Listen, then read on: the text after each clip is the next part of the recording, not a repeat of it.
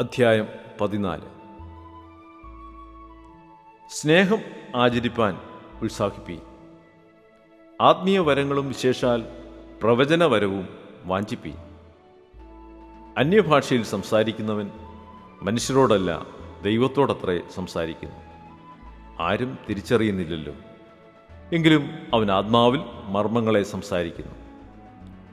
പ്രവചിക്കുന്നവനോ ആത്മീയ വർധനയ്ക്കും പ്രബോധനത്തിനും ആശ്വാസത്തിനുമായി മനുഷ്യരോട് സംസാരിക്കുന്നു. അന്യഭാഷയിൽ സംസാരിക്കുന്നവൻ തനിക്ക് താൻ ആത്മീയ വർധന വരുത്തുന്നു. പ്രവചിക്കുന്നവൻ സഭയ്ക്ക് ആത്മീയ വർധന വരുത്തുന്നു. നിങ്ങളെല്ലാവരും അന്യഭാഷകളിൽ സംസാരിക്കണമെന്നും വിശേഷാൽ പ്രവചിക്കണമെന്നും ഞാൻ ഇച്ഛിക്കുന്നു. അന്യഭാഷകളിൽ സംസാരിക്കുന്നവൻ സഭയ്ക്ക് ആത്മീയ വർധന ലഭിക്കേണ്ടതിന് വ്യാഖ്യാനിക്കുന്നില്ലെങ്കിൽ പ്രവചിക്കുന്നവൻ അവനേക്കാൾ വലിയവൻ. സഹോദരന്മാരെ, ഞാൻ വെളിപ്പാടായിട്ടോ ജ്ഞാനമായിട്ടോ പ്രവചനമായിട്ടോ ഉപദേശമായിട്ടോ നിങ്ങളോട് സംസാരിക്കാതെ അന്യഭാഷകളിൽ സംസാരിച്ചുകൊണ്ട് നിങ്ങളുടെ അടുക്കൽ വന്നാൽ നിങ്ങൾക്ക് എന്ത് പ്രയോജനം വരും? കുഴൽ, വീണ എന്നിങ്ങനെ നാദം കൊടുക്കുന്ന നിർജീവ സാധനങ്ങൾ തന്നെയും നാദഭേദം കാണിക്കാഞ്ഞാൽ ഊതിയതോ മീട്ടിയതോ എന്തെന്ന് എങ്ങനെ അറിയും? കാഹളം തെളിവില്ലാത്ത നാദം കൊടുത്താൽ പടയ്ക്ക് ആര് ഒരുങ്ങും? അതുപോലെ നിങ്ങളും നാവുകൊണ്ട് തെളിവായ വാക്ക് ഉച്ചരിക്കാഞ്ഞാൽ സംസാരിക്കുന്നത് എന്തെന്ന് എങ്ങനെ അറിയും? നിങ്ങൾ കാറ്റിനോട് സംസാരിക്കുന്നവർ ആകുമല്ലോ. ലോകത്തിൽ വിവിധ ഭാഷകൾ അനവധിയുണ്ട്. അവയിലൊന്നും തെളിവില്ലാത്തതല്ല. ഞാൻ ഭാഷ അറിയാഞ്ഞാൽ സംസാരിക്കുന്നവന് ഞാൻ ബർബരൻ ആയിരിക്കും, സംസാരിക്കുന്നവൻ എനിക്കും ബർബരനായിരിക്കും. അവണ്ണം നിങ്ങളും ആത്മവരങ്ങളെക്കുറിച്ച് വാഞ്ചിയുള്ളവരാകിയാൽ സഭയുടെ ആത്മീയ വർധനയ്ക്കായി സഫലന്മാർ ആകുവാൻ ശ്രമിപ്പീൻ. അതുകൊണ്ട് അന്യഭാഷയിൽ സംസാരിക്കുന്നവൻ വ്യാഖ്യാനവരത്തിനായി പ്രാർത്ഥിക്കട്ടെ. ഞാൻ അന്യഭാഷയിൽ പ്രാർത്ഥിക്കുന്നുവെങ്കിൽ എൻ്റെ ആത്മാവ് പ്രാർത്ഥിക്കുന്നു, എൻ്റെ ബുദ്ധിയോ അഫലമായിരിക്കുന്നു. ആകയാൽ എന്ത്? ഞാൻ ആത്മാവ് കൊണ്ട് പ്രാർത്ഥിക്കും, ബുദ്ധി കൊണ്ടും പ്രാർത്ഥിക്കും. ആത്മാവ് കൊണ്ട് പാടും, ബുദ്ധി കൊണ്ടും പാടും. അല്ല, നീ ആത്മാവ് കൊണ്ട് സ്തോത്രം ചൊല്ലിയാൽ ആത്മവരമില്ലാത്തവൻ നീ പറയുന്നത് തിരിയാതിരിക്കെ നിന്റെ സ്തോത്രത്തിന് എങ്ങനെ ആമേൻ പറയും? നീ നന്നായി സ്തോത്രം ചൊല്ലുന്നു സത്യം, മറ്റവന് ആത്മീയ വർധന വരുന്നില്ല താനും. നിങ്ങളെല്ലാവരിലും അധികം ഞാൻ അന്യഭാഷകളിൽ സംസാരിക്കുന്നത് കൊണ്ട് ഞാൻ ദൈവത്തെ സ്തുതിക്കുന്നു. എങ്കിലും സഭയിൽ 10,000 വാക്ക് അന്യഭാഷയിൽ സംസാരിക്കുന്നതിനേക്കാൾ അധികം മറ്റുള്ളവരെയും പഠിപ്പിക്കേണ്ടതിന് ബുദ്ധി കൊണ്ട് 5 വാക്ക് പറവാൻ ഞാൻ ഇച്ഛിക്കുന്നു.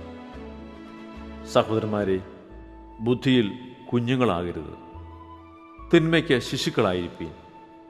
ബുദ്ധിയിലോ മുതിർന്നവരാകുവീൻ. അന്യഭാഷകളാലും അന്യന്മാരുടെ അധരങ്ങളാലും ഞാൻ ഈ ജനത്തോട് സംസാരിക്കും.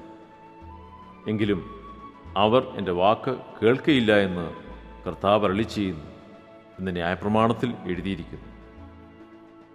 അതുകൊണ്ട് അന്യഭാഷകൾ അടയാളമായിരിക്കുന്നത് വിശ്വാസികൾക്കല്ല, അവിശ്വാസികൾക്കത്രേ. പ്രവചനമോ അവിശ്വാസികൾക്കല്ല, വിശ്വാസികൾക്ക് തന്നെ.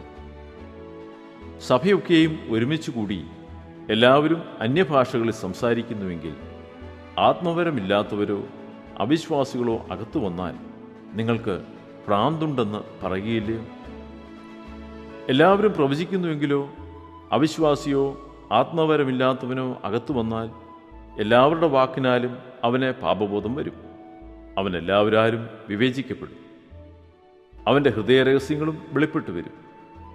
അങ്ങനെ അവൻ കവിണ്ണു വീണ് ദൈവം വാസ്തവമായി നിങ്ങളുടെ ഇടയിൽ ഉണ്ട് എന്ന് ഏറ്റുപറഞ്ഞ് ദൈവത്തെ നമസ്കരിക്കും.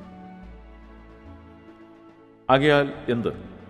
സഹോദരന്മാരെ, നിങ്ങൾ കൂടി വരുമ്പോൾ ഓരോരുത്തന് സങ്കീർത്തനമുണ്ട്, ഉപദേശമുണ്ട്, വെളിപ്പാടുണ്ട്, അന്യഭാഷയുണ്ട്, വ്യാഖ്യാനമുണ്ട്. സകലവും ആത്മീയ വർധനയ്ക്കായി ഉതകട്ടെ. അന്യഭാഷയിൽ സംസാരിക്കുന്നുവെങ്കിൽ 2 പേരോ ഏറിയാൽ 3 പേരോ ആകട്ടെ. അവർ ഓരോരുത്തരായി സംസാരിക്കുകയും ഒരുവൻ വ്യാഖ്യാനിക്കുകയും ചെയ്യട്ടെ. വ്യാഖ്യാനിയില്ലാഞ്ഞാൽ അന്യഭാഷക്കാരൻ സഭയിൽ മിണ്ടാതെ തന്നോടും ദൈവത്തോടും സംസാരിക്കട്ടെ. പ്രവാചകന്മാർ 2-3 പേർ സംസാരിക്കുകയും മറ്റുള്ളവർ വിവേചിക്കുകയും ചെയ്യട്ടെ. ഇരിക്കുന്നവനായ മറ്റൊരുവന് വെളിപ്പാടുണ്ടായാലോ ഒന്നാമത്തവൻ മിണ്ടാതിരിക്കട്ടെ. എല്ലാവരും പഠിപ്പാനും എല്ലാവർക്കും പ്രബോധനം ലഭിപ്പാനുമായി നിങ്ങൾക്കെല്ലാവർക്കും ഓരോരുത്തരായി പ്രവചിക്കാമല്ലോ. പ്രവാചകന്മാരുടെ ആത്മാക്കൾ പ്രവാചകന്മാർക്ക് കീഴടങ്ങിയിരിക്കുന്നു. ദൈവം കലക്കത്തിൻ്റെ ദൈവമല്ല, സമാധാനത്തിൻ്റെ ദൈവമത്രേ. വിശുദ്ധന്മാരുടെ സർവ്വസഭകളിലും എന്ന പോലെ സ്ത്രീകൾ സഭായോഗങ്ങളിൽ മിണ്ടാതിരിക്കട്ടെ. ന്യായപ്രമാണവും പറയുന്നത് പോലെ കീഴടങ്ങിയിരിപ്പാനല്ലാതെ സംസാരിപ്പാൻ അവർക്ക് അനുവാദമില്ല. അവർ വല്ലതും പഠിപ്പാൻ ഇച്ഛിക്കുന്നുവെങ്കിൽ വീട്ടിൽ വെച്ച് ഭർത്താക്കന്മാരോട് ചോദിച്ചു കൊള്ളട്ടെ. സ്ത്രീ സഭയിൽ സംസാരിക്കുന്നത് അനുചിതമല്ലോ. ദൈവവചനം നിങ്ങളുടെ ഇടയിൽ നിന്നോ പുറപ്പെട്ടത്? അല്ല, നിങ്ങൾക്ക് മാത്രമോ വന്നത്? താൻ പ്രവാചകനെന്നോ ആത്മീയനെന്നോ ഒരുത്തന് തോന്നുന്നുവെങ്കിൽ ഞാൻ നിങ്ങൾക്ക് എഴുതുന്നത് കർത്താവിൻ്റെ കൽപ്പനയാകുന്നുവെന്ന് അവൻ അറിഞ്ഞുകൊള്ളട്ടെ. ഒരുവൻ അറിയുന്നില്ലെങ്കിൽ അവൻ അറിയാതിരിക്കട്ടെ. അതുകൊണ്ട് സഹോദരന്മാരെ, പ്രവചനവരം വാഞ്ചിപ്പീൻ. അന്യഭാഷകളിൽ സംസാരിക്കുന്നത് വിലക്കുകയുമരുത്. സകലവും ഉചിതമായും ക്രമമായി നടക്കട്ടെ.